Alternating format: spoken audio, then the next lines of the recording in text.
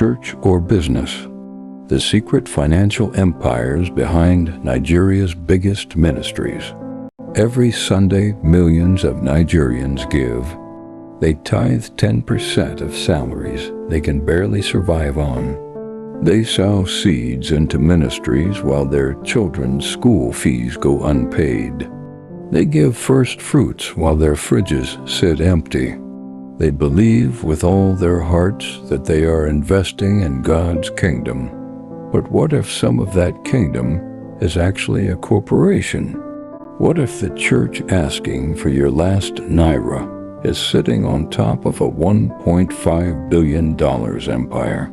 What if the pastor flying a private jet, paid for by your tithe, is also the chairman of a university, a publishing house, a real estate company, and an aviation business?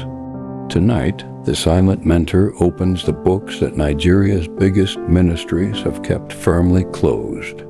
And the numbers inside will change how you see the offering basket forever. Where does your tithe actually go? Not what your pastor says it goes to. Where does it actually go? How does a man called by God to serve the poor end up worth $150 million? How does a church founded on the gospel of Jesus, who owned nothing, build a $1.5 billion empire? How do 3 Nigerian pastors make the global top 10 richest list in a country where 133 million people live in poverty? These are not attacks on faith. These are questions that every Nigerian who has ever dropped money in an offering basket deserves honest answers to. Let's start with the biggest. Living Faith Church Worldwide, also known as Winners Chapel, founded by Bishop David Oyedepo in 1983. Living Faith Church's net worth in 2025 is estimated at a staggering $1.5 billion. Not million, billion. To put that in context, that is more than the GDP of some African nations. Bishop David Oyedepo is considered one of the richest pastors in the world, with an estimated net worth of $200 million. His wealth comes from a variety of sources, including his megachurch, investments, educational institutions, and media ventures. The Faith Tabernacle in Ota is one of the largest church auditoriums in the world, with a seating capacity of over 50,000. Living Faith Church has diversified into real estate, agriculture, and even aviation with a fleet of private jets. A church with a fleet of private jets, funded by the tithes and offerings of millions of Nigerians, many of whom cannot afford a bus ticket. Covenant University, founded by Living Faith Church, is one of Nigeria's top educational institutions, generating significant income from tuition fees and attracting students from across the globe. The same church that asks you to sow a seed of faith charges some of the highest university fees in Nigeria. But here is the detail that makes all of this genuinely explosive. Almost none of it is taxed. Churches are tax exempt in Nigeria. Personal income and business ventures can be taxed under existing financial regulations, but the church structure itself pays nothing. Think about what that means in practice. A $1.5 billion organization operating in Nigeria, building universities, running aviation companies, developing real estate, generating income from millions of members across 300 cities globally, and paying essentially zero tax to the Nigerian government, while the ordinary Nigerian pay worker has tax deducted from their salary before they even see it. The net worth of RCCG in 2025 is estimated to be around $200 million. Pastor Adeboye has not only expanded the church's spiritual outreach, but has turned it into an economic powerhouse. The RCCG, with over 30,000 branches worldwide, operates a university, runs massive annual events generating billions in revenue, and owns properties across the globe, all under a tax-exempt religious organization registered in Nigeria. Nigeria desperately needs tax revenue. Roads are crumbling. Hospitals have no medicine. Schools have no books.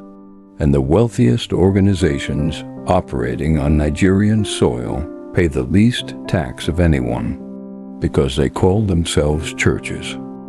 The financial engine behind all of this is a theology, specifically the prosperity gospel, the belief that financial giving to God's work through the church will result in divine financial blessing in return. Sow a seed, reap a harvest. Give your tithe, unlock God's storehouse. Plant a first fruit offering, receive supernatural multiplication. Many of these pastors preach the prosperity gospel, which links faith with financial success further, influencing their vast financial empires. Next left, the genius of the prosperity gospel as a financial model is its self-reinforcing nature. The pastor's wealth, his private jet, his mansion, his university, is presented as proof that the theology works. See how God has blessed me? Give like I gave, and God will bless you like He blessed me. What this model obscures is the fundamental mathematical reality. For every pastor who becomes a millionaire through congregational giving, there are millions of congregants who gave and remained poor. The theology promises individual blessing. The reality delivers collective wealth transfer from millions of struggling Nigerians to a small number of extremely wealthy pastors. The storehouse gets unlocked. It just turns out the storehouse is in the pastor's name. Here's the twist that the prosperity gospel cannot answer. The man whose name is above the door of every one of these churches, Jesus of Nazareth, owned nothing, literally nothing. He had no home, no property, no savings. He borrowed a donkey to ride into Jerusalem. He was buried in someone else's tomb because he had no grave of his own. The disciples he chose were fishermen, tax collectors, and ordinary working people, not billionaires, not jet owners, not university founders. The early church, described in the book of Acts, sold their possessions and gave to anyone who had need, not to build a faith tabernacle, not to buy a private jet, to feed the hungry and house the homeless. Bishop Oyedepo is the richest pastor in Nigeria and one of the wealthiest pastors in the world. His immense wealth is attributed to his ministry, a publishing house, multiple educational institutions, including a university and other business ventures, all built on the name of a man who died owning nothing. The distance between the founder and the institution, measured not in years but in dollars, is the most uncomfortable question Nigerian Christianity has never answered. Let's talk about her, the elderly Nigerian woman who has been tithing faithfully for 40 years, who gave even when she had nothing, who believed every seed sown would come back multiplied, who watched her pastor's empire grow and kept giving because she believed she was giving to God. Her faith is real, her sacrifice is real. Her love for God is genuine and beautiful and deserving of the deepest respect. She is not foolish. She is not naive. She is a woman of extraordinary devotion, doing what her spiritual leaders taught her was right. And she deserves to know, with the same honesty and respect her faith deserves, where her money actually went. She deserves to know that the organization she gave to for 40 years is worth $1.5 billion and pays almost no tax. She deserves to know that her tithe funded a private jet that her pastor used to fly to international conferences while she took Danfo to church.